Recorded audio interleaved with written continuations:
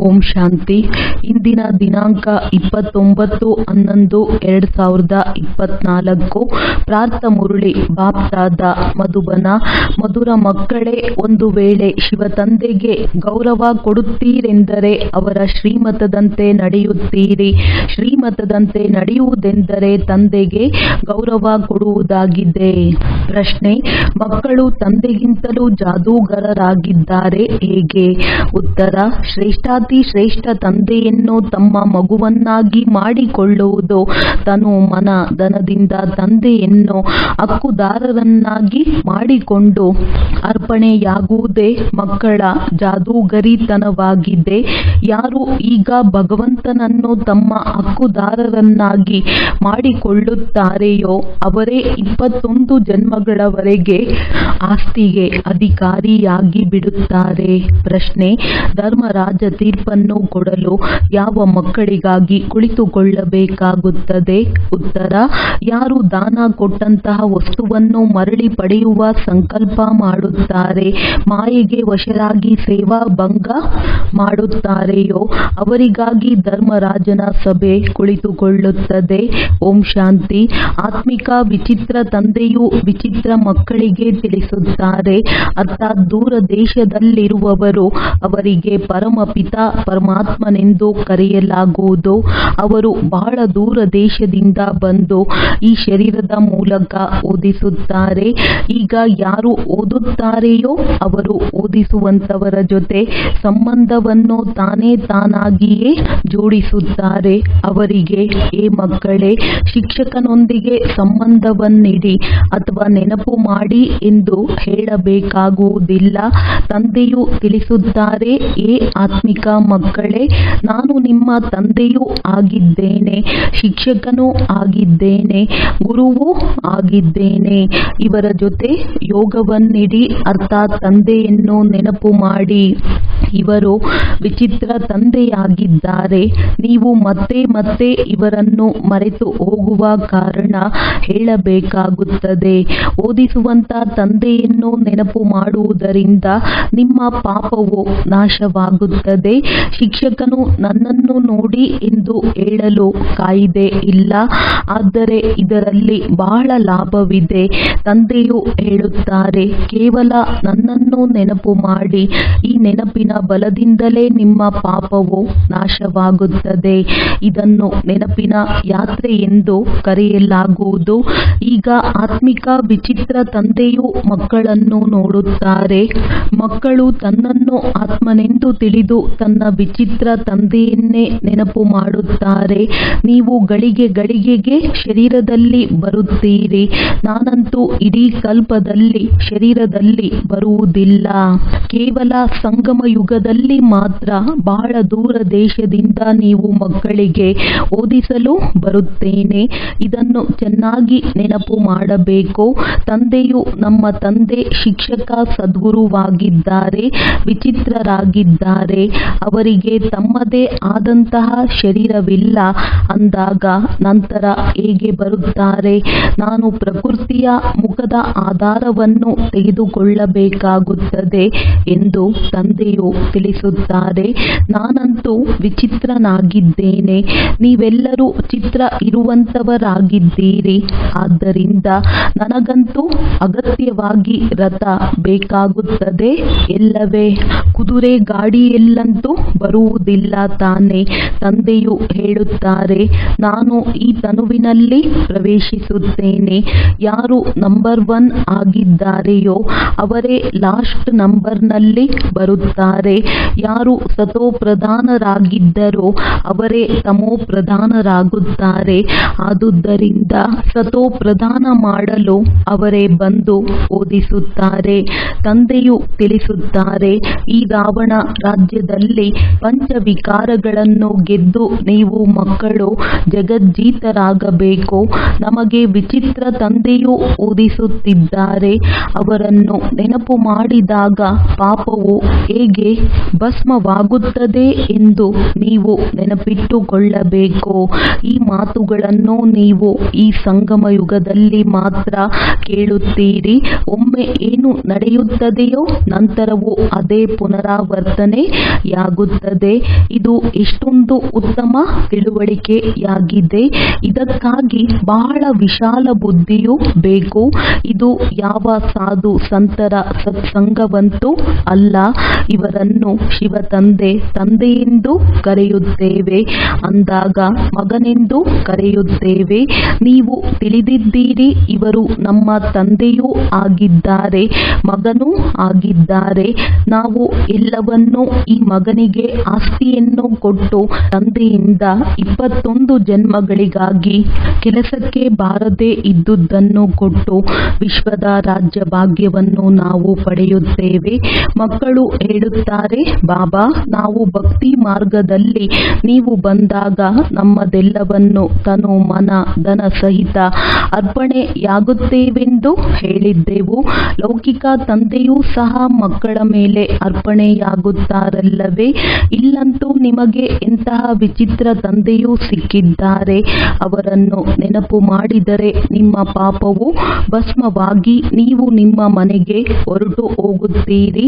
ಇದು ಎಷ್ಟೊಂದು ದೀರ್ಘ ಪ್ರಯಾಣವಾಗಿದೆ. ತಂದೆಯನ್ನು ನೋಡಿ ಎಲ್ಲಿ ಬರುತ್ತಾರೆ? ಹಳೆಯ ರಾವಣ ರಾಜ್ಯದಲ್ಲಿ ಬರುತ್ತಾರೆ. ತಂದೆಯು ಹೇಳುತ್ತಾರೆ, ನನ್ನ ಅದೃಷ್ಟದಲ್ಲಿ ಪಾವನ ಶರೀರವಂತೂ ಸಿಗುವುದಿಲ್ಲ. ಪತಿತರನ್ನು ಪಾವನ ಮಾಡಲು ಹೇಗೆ ಬರಲಿ? ನಾನು ಪವಿತ್ರ ಪ್ರಪಂಚದಲ್ಲಿಯೇ ಬಂದು ಪಾವನ ಮಾಡಬೇಕಾಗುತ್ತದೆ. ಅಂದಾಗ ಇಂತಹ ಶಿಕ್ಷಕನ ಬಗ್ಗೆ ಗೌರವವನ್ನಿಡಬೇಕಲ್ಲವೇ? ಅನೇಕರು ತಂದೆಯ ಬೆಲೆಯನ್ನೇ ತಿಳಿದುಕೊಂಡಿಲ್ಲ. ಇದು ಸಹ ನಾಟಕದಲ್ಲಿ ಆಗಲೇಬೇಕಾಗಿದೆ. ರಾಜಧಾನಿಯಲ್ಲಂತೂ ನಂಬರ್ ವಾರ್ ಎಲ್ಲರೂ ಬೇಕಲ್ಲವೇ? ಎಲ್ಲ ರೀತಿಯವರೂ ಸಹ ಇಲ್ಲಿಯೇ ತಯಾರಾಗುತ್ತಾರೆ. ಓದದೆ ತಂದೆಯನ್ನು ನೆನಪು ಮಾಡದೆ ಇರುವಂತವರದ್ದು ಕಡಿಮೆ ದರ್ಜೆಯನ್ನು ಪಡೆಯುವಂತವರ ಸ್ಥಿತಿಯು ಈ ರೀತಿ ಇರುತ್ತದೆ. ಇವರು ಬಹಳ ವಿಚಿತ್ರ ತಂದೆಯಾಗಿದ್ದಾರಲ್ಲವೇ? ಇವರ ನಡತೆಯೇ ಅಲೌಕಿಕವಾಗಿದೆ. ಇವರ ಪಾತ್ರವು ಬೇರೆ ಯಾರಿಗೂ ಸಿಗಲು ಸಾಧ್ಯವಿಲ್ಲ. ಈ ತಂದೆಯು ಬಂದು ನಿಮಗೆ ಎಷ್ಟೊಂದು ಶ್ರೇಷ್ಠ ವಿದ್ಯೆಯನ್ನು ಓದಿಸುತ್ತಾರೆ. ಆದರೆ ಅವರ ಬಗ್ಗೆ ನೀವು ಗೌರವವನ್ನಿಡಬೇಕಾಗಿದೆ. ಅವರ ಶ್ರೀಮತದಂತೆ ನಡೆಯಬೇಕಾಗಿದೆ. ಮಾಯೆಯು ಮತ್ತೆ ಮತ್ತೆ ಮರೆಯುವಂತೆ ಮಾಡುತ್ತದೆ. ಮಾಯೆಯು ಎಷ್ಟೊಂದು ಭಯಂಕರವಾಗಿದೆ ಎಂದರೆ ಒಳ್ಳೊಳ್ಳೆಯ ಮಕ್ಕಳನ್ನು ಸಹ ಬೀಳಿಸಿ ಬಿಡುತ್ತದೆ. ತಂದೆಯು ಎಷ್ಟೊಂದು ಶ್ರೀಮಂತರನ್ನಾಗಿ ಮಾಡುತ್ತಾರೆ. ಆದರೆ ಮಾಯೆಯು ಒಮ್ಮೆಯೇ ಮುಖವನ್ನು ತಿರುಗಿಸಿ ಬಿಡುತ್ತದೆ.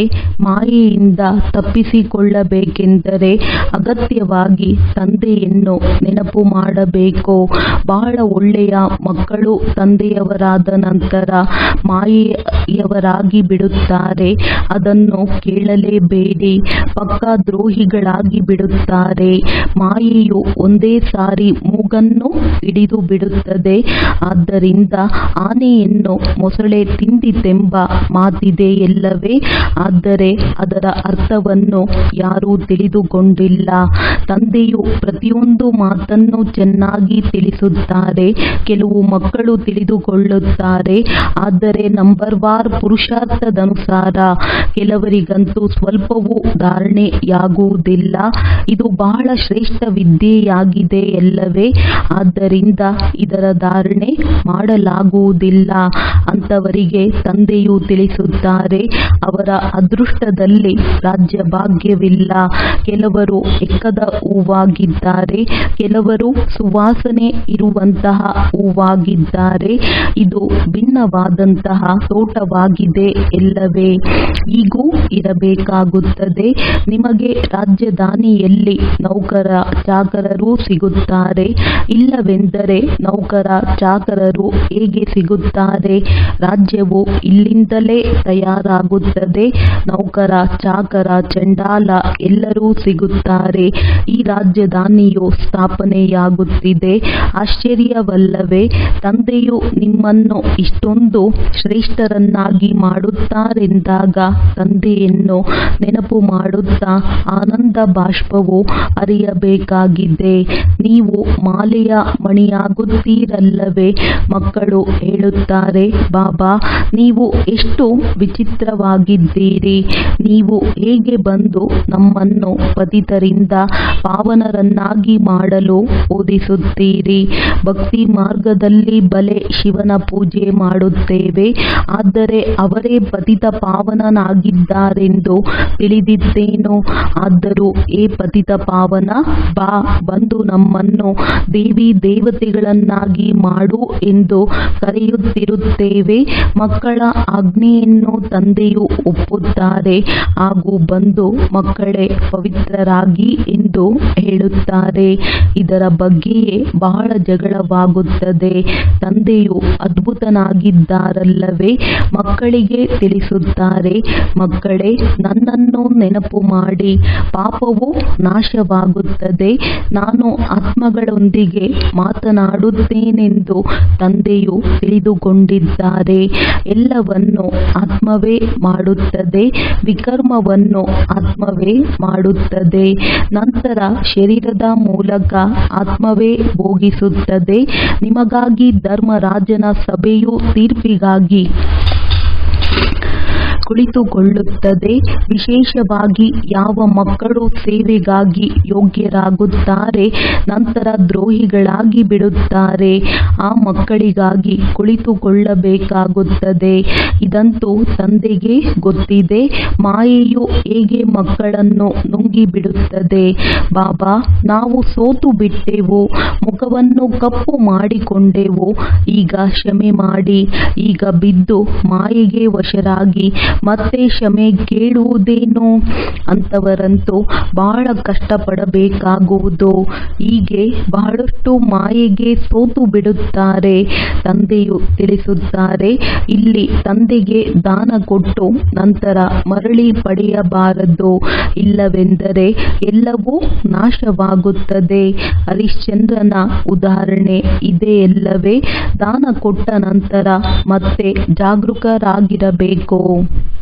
ಮರಳಿ ತೆಗೆದುಕೊಂಡರೆ ಮತ್ತೆ 100 ಪಟ್ಟು ಶಿಕ್ಷೆಯನ್ನನುಭವಿಸಬೇಕಾಗುತ್ತದೆ. ಆಗ ಬಹಳ ಕೆಳದರ್ಜೆಯ ಪದವಿಯನ್ನು ಪಡೆಯಬೇಕಾಗುತ್ತದೆ. ಮಕ್ಕಳು ಸಹ ತಿಳಿದುಕೊಂಡಿದ್ದೀರಿ. ಈಗ ರಾಜಧಾನಿಯು ಸ್ಥಾಪನೆಯಾಗುತ್ತಿದೆ. ಅನ್ಯ ಧರ್ಮ ಸ್ಥಾಪನೆ ಮಾಡುವವರು ಮೊದಲು ರಾಜ್ಯವನ್ನು ನಡೆಸುವುದಿಲ್ಲ. ರಾಜ್ಯ ನಡೆಯಬೇಕೆಂದರೆ 50-60 ಕೋಟಿಯಾಗಬೇಕು. ಆಗ ಸೈನ್ಯವು ತಯಾರಾಗುತ್ತದೆ. ಧರ್ಮ ಸ್ಥಾಪನೆಯ ಆರಂಭದಲ್ಲಿ 1-2 ಮಾತ್ರವೇ ಬರುತ್ತಾರೆ, ನಂತರ ವೃದ್ಧಿಯಾಗುತ್ತದೆ. ಕ್ರಿಸ್ತನೂ ಸಹ ಯಾವುದಾದರೂ ವೇಷದಲ್ಲಿ ಬರುತ್ತಾನೆಂದು ನೀವು ತಿಳಿದುಕೊಂಡಿದ್ದೀರಿ. ಮೊದಲನೆಯ ಜನ್ಮದಲ್ಲಿ ಬಡವನಾಗಿರುವವನು ನಂತರ ಅಂತಿಮ ಸ್ಥಾನದಲ್ಲಿ ಇರುತ್ತಾನೆ. ಕ್ರಿಶ್ಚಿಯನ್ನರು ಸಹ ತಕ್ಷಣ ಹೇಳುತ್ತಾರೆ, ಕ್ರೈಸ್ತನು ಈ ಸಮಯದಲ್ಲಿ ಬಡವನ ರೂಪದಲ್ಲಿದ್ದಾನೆ. ಪುನರ್ಜನ್ಮವನ್ನಂತೂ ತೆಗೆದುಕೊಳ್ಳಲೇಬೇಕೆಂದು ತಿಳಿದಿದ್ದಾರೆ. ಪ್ರತಿಯೊಬ್ಬರೂ ಅಗತ್ಯವಾಗಿ ತಮೋಪ್ರಧಾನರಂತೂ ಆಗಲೇಬೇಕು. ಈ ಸಮಯದಲ್ಲಿ ಇಡೀ ಪ್ರಪಂಚ ತಮೋಪ್ರಧಾನ, ಸಾರಹೀನವಾಗಿದೆ. ಈ ಹಳೆಯ ಪ್ರಪಂಚವು ಅವಶ್ಯವಾಗಿ ವಿನಾಶವಾಗಲಿದೆ. ಕ್ರಿಶ್ಚಿಯನ್ನರು ಸಹ 3000 ವರ್ಷಗಳ ಹಿಂದೆ ಸ್ವರ್ಗವಿತ್ತು, ಈಗ ಪುನಃ ಅಗತ್ಯವಾಗಿ ಸ್ವರ್ಗವಾಗುತ್ತದೆ ಎಂದು ಹೇಳುತ್ತಾರೆ. ಆದರೆ ಈ ಮಾತುಗಳನ್ನೆಲ್ಲವನ್ನು ಅವರಿಗೆ ಹೇಳುವವರು ಯಾರು? ತಂದೆಯು ತಿಳಿಸುತ್ತಾರೆ, ಮಕ್ಕಳಲ್ಲಿ ಈಗ ಇನ್ನೂ ಆ ಸ್ಥಿತಿಯು ಎಲ್ಲಿದೆ?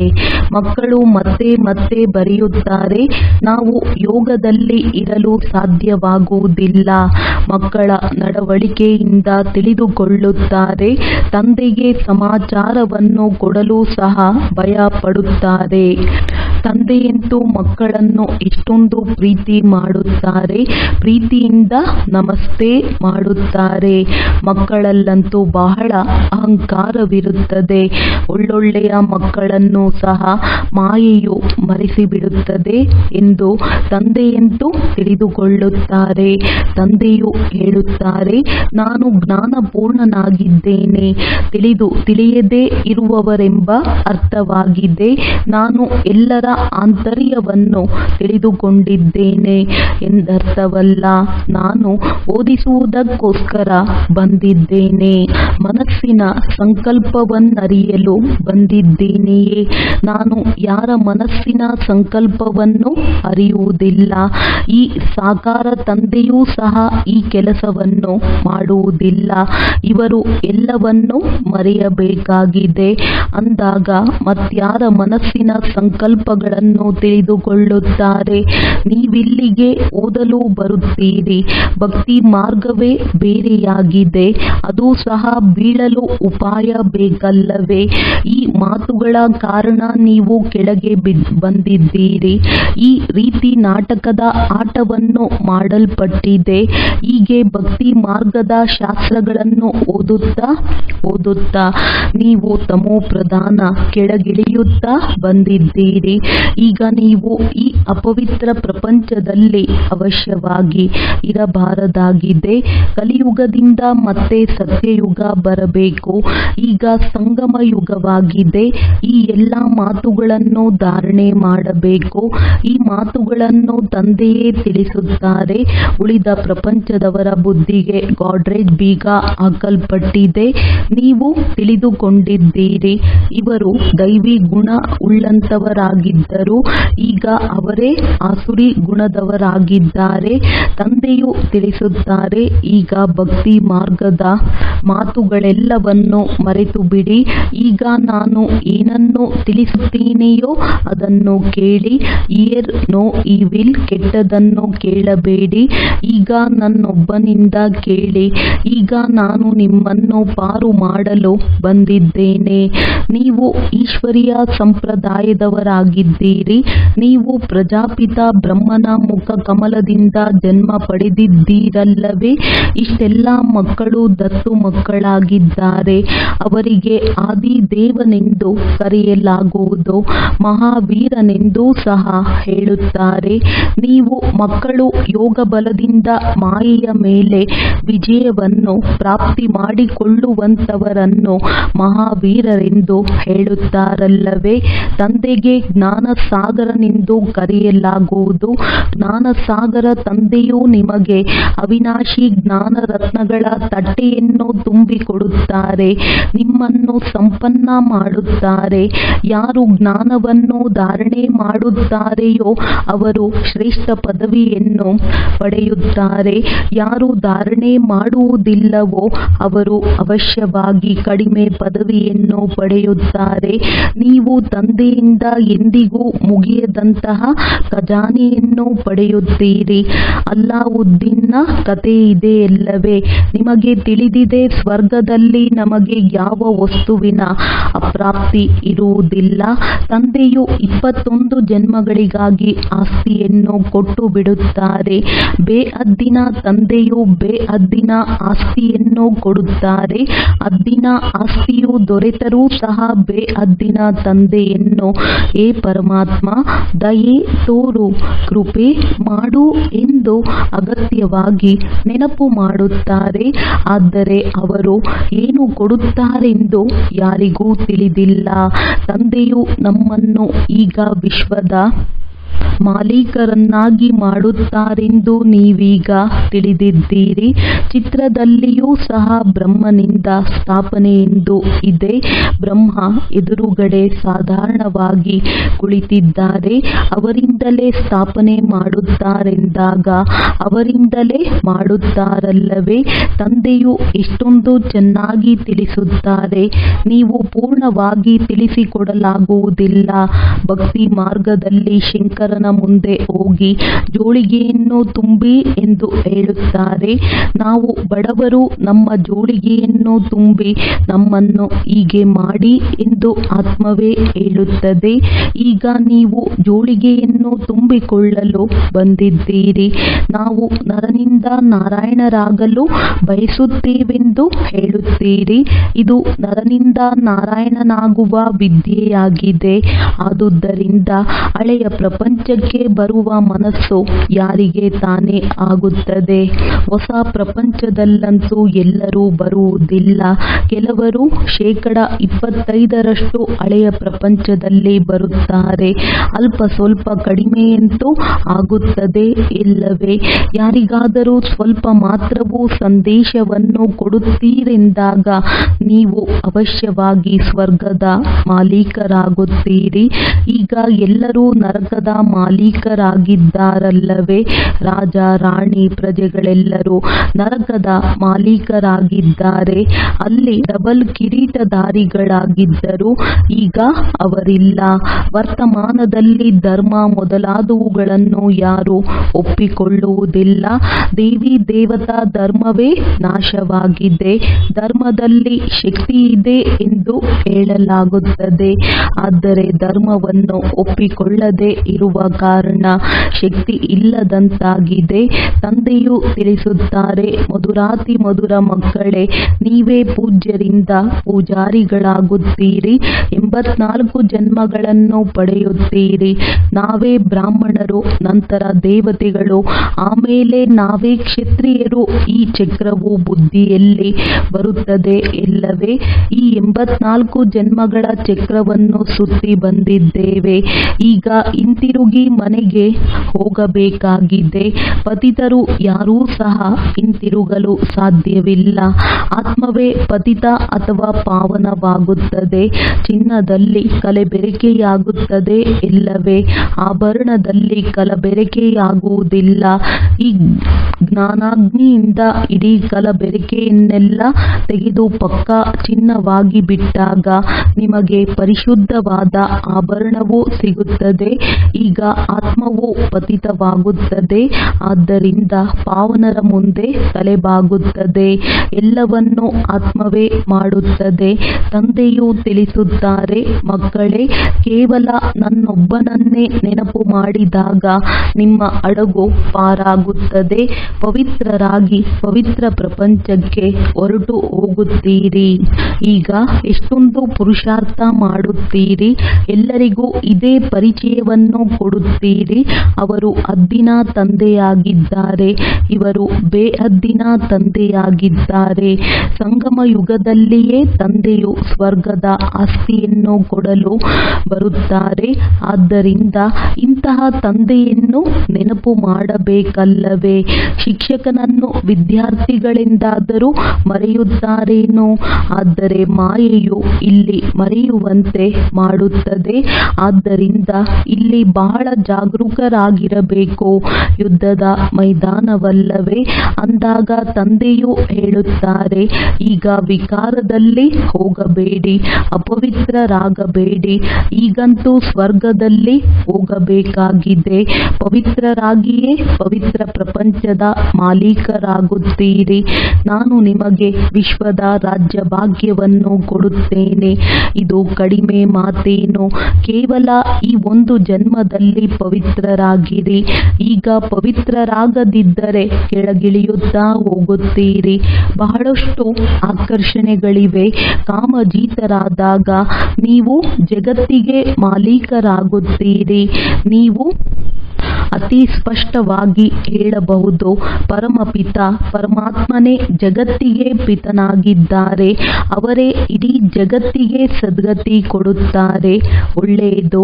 ಮಧುರಾತಿ ಮಧುರ ಅಗಲಿ ಹೋಗಿ ಮರಳಿ ಸಿಕ್ಕಿರುವಂತಹ ಮಕ್ಕಳಿಗೆ ಪ್ರೀತಿಯ ಮಾತ್ಪಿತಾ ಬಾಪ್ದಾದಾರವರ ನೆನಪು, ಪ್ರೀತಿ ಹಾಗೂ ನಮಸ್ತೆ.